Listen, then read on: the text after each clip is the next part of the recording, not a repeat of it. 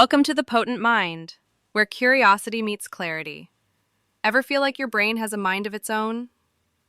Here, we explore how attention works, why it drifts, and how to train it back, gently, powerfully, and on purpose.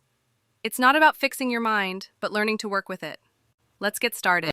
The man who commits a transgression and is filled with shame has his sins forgiven. The Talmud.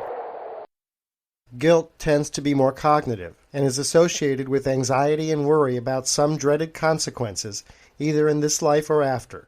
Guilt is justified if we did something that violates our values. You can learn healthy ways to process guilt. When justified, we can learn to apologize, make amends, learn for the future. We can decide when we're done with the guilt and apply techniques to let it go. Understanding the PVR triangle is helpful, and compassion towards ourself is an important starting point.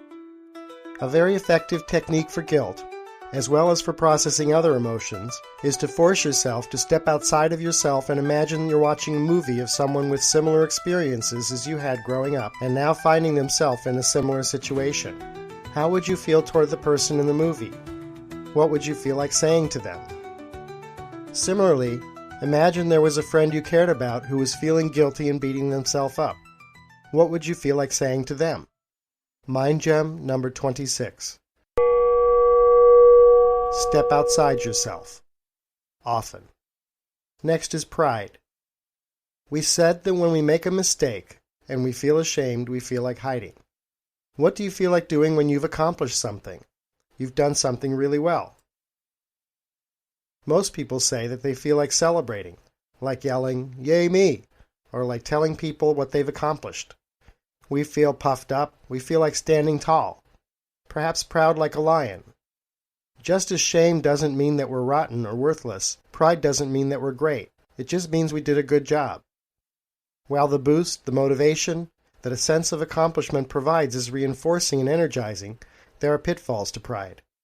If we interpret pride to mean that we're better than others, we're not in our wise mind. Mind Gem number 27. Pride does not mean you're good. Thanks for listening to The Potent Mind. If today's episode sparked insight or helped you refocus, consider subscribing and sharing it with someone you care about. For more resources or to connect, visit thepotentmind.com. Until next time, be kind to your mind.